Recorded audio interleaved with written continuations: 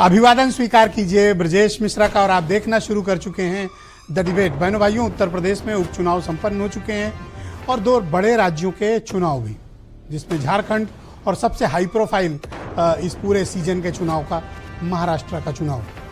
मतदान की प्रक्रिया कल संपन्न हो चुकी है, एग्जिट पोल्स भी आ चुके हैं और 23 तारीख को काउंटिंग, यानी परसों काउंटिंग सैटरडे को होगी। इस चुनाव क्या खास बात रही है और उत्तर प्रदेश के उपचुनाव और जो दो असेंबली सेगमेंट राज्यों के जो चुनाव हुए हैं उसने क्या संदेश दिया है, इस पर आज हम खुली चर्चा आयोजित करते हैं।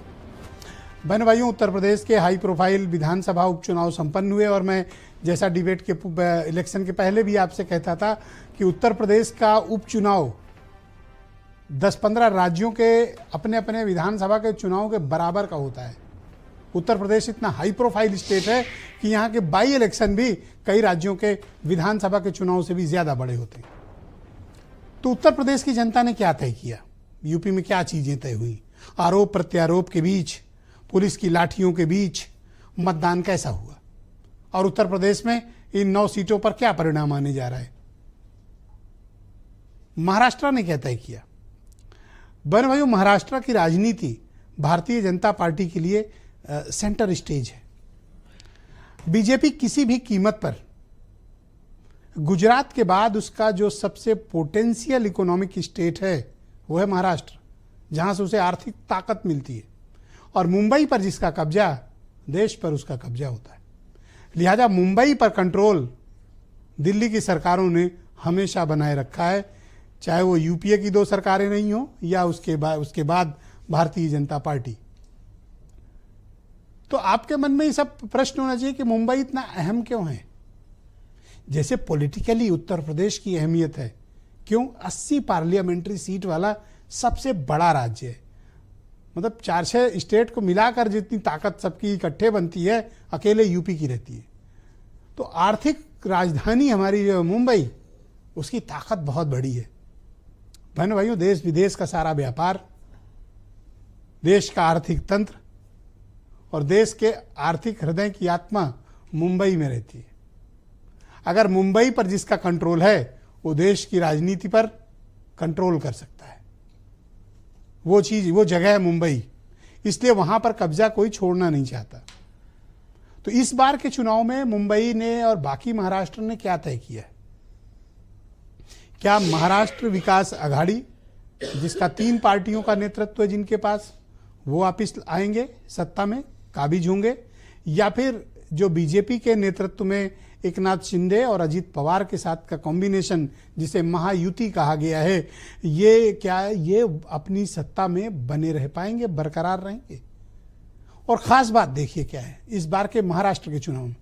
दरअसल उत्तर प्रदेश के उपचुनाव के चक्कर में बाकियों की हिंदी बेल्ट पे चैनलों पे या मीडिया पे चर्चा ही नहीं हो रही कि महाराष्ट्र में क्या हुआ।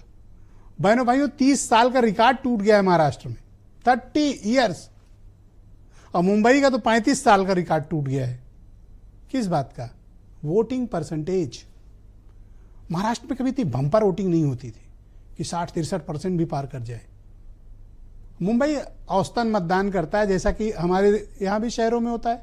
अब गाजियाबाद देखिए, सिर्फ 33% मतदान हुआ, ये कोई बात हुई? मतलब 100 में सिर्फ 33 लोगों ने अपने वोट डाले हैं और उसमें भी जिसको ज्यादा मिलेगा वो जीत जाएगा। तो आप सोचिए रिप्रेजेंटेशन का पैरामीटर कितना छोटा बना दिया गया है। लोग निकलते नहीं वोट डालने।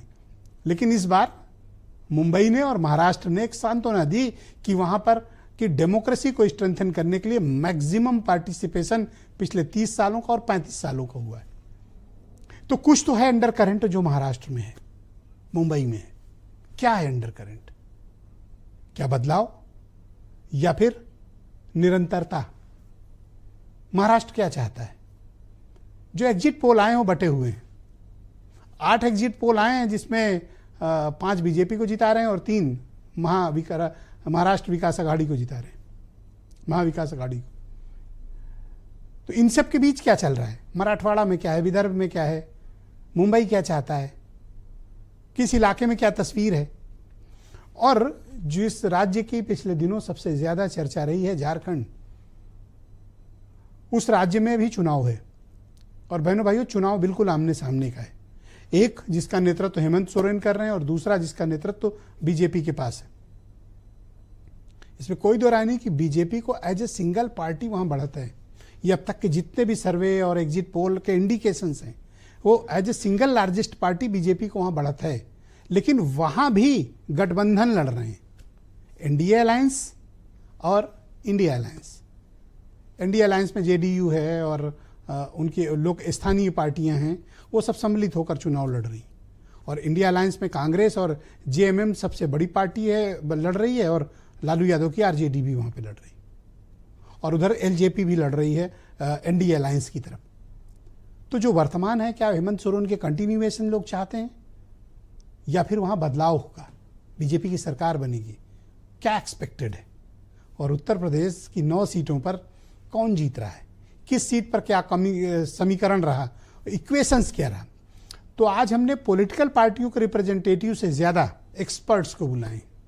महाराष्ट्र से एक्सपर्ट्स, उत्तर प्रदेश के एक्सपर्ट्स, पश्चिम के यूपी के एक्सपर्ट, ताकि हम एक्सपर्ट्स की ओपिनियन और उनकी बातें आप तक पहुंचा सकें और वो क्या समझते हैं, उन्होंने चुनाव कैसे देखा, चाहे वो झारखंड का हो, चाहे महाराष्ट्र का हो, चाहे उत्तर प्रदेश का हो, या फिर उत्तराखंड में केदारनाथ सीट का।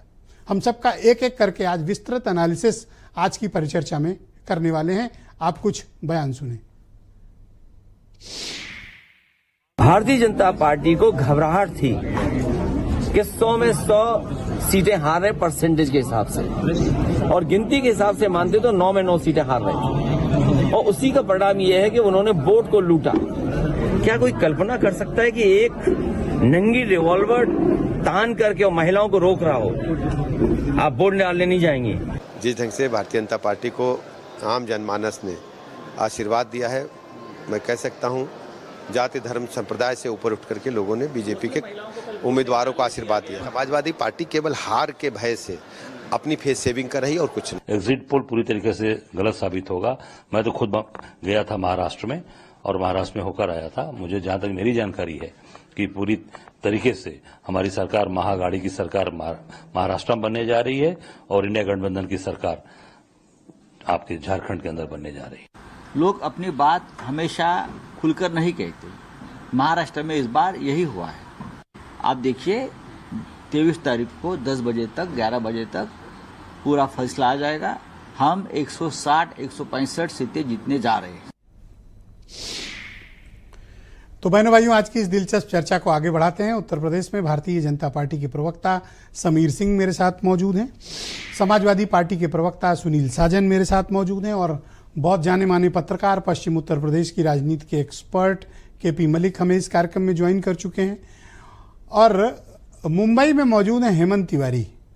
हैं तो उत्तर प्रदेश के पत्रकार, लेकिन महाराष्ट्र में इनकी आजकल पिछले 4 सालों से बड़ी दिलचस्पी है, और यूपी से ज़्यादा ये आजकल शायद सुनील साजन को पता नहीं कि मुंबई एक्सप्लोर कर रहे हैं।